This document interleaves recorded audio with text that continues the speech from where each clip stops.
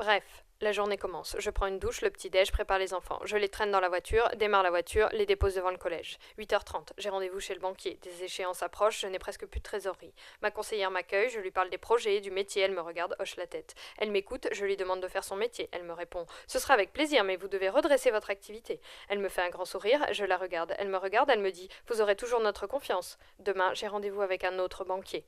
9h, j'arrive à la librairie, des cartons bloquent la porte. Je déplace les cartons, j'ouvre la porte, rentre les cartons, je défais les cartons, sors tous les livres, les empile, par rayon, par collection, par auteur. Je les douche, les étiquette, les range dans les rayons, refais les tables, installe les présentoirs, ouverts. 10h30, le téléphone sonne, un distributeur appelle pour savoir quand je réglerai la dernière facture et pour s'excuser.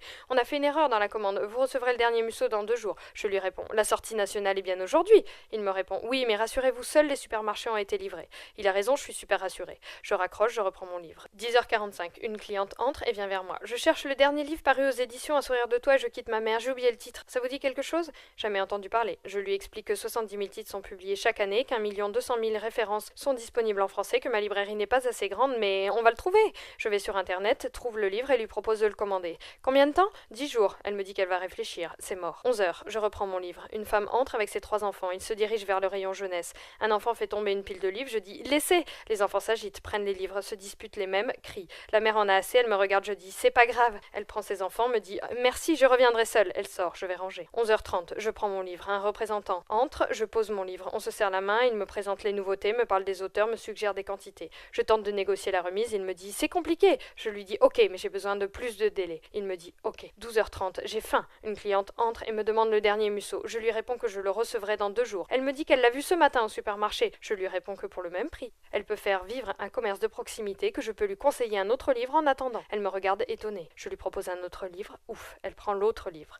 14h, je reçois un bibliothécaire. Il me demande: quoi de neuf? Je lui présente les livres d'aujourd'hui, les livres de demain, les auteurs, les animations prévues. On se met d'accord sur une liste de commandes. Je lui dis que je le livrerai mardi en 8. Il me dit: ok. Il me reste des milliards de choses à préparer cet après-midi. 17h, j'attends un auteur. Il arrive. Je l'installe, lui apporte de l'eau. Rien ne se passe. Je regarde l'auteur, il me regarde. Je le regarde, il me sourit. Je regarde la porte, je regarde l'auteur, je regarde la porte, je regarde le verre d'eau. Je regarde l'auteur, il me sourit. La porte s'ouvre. Ouf.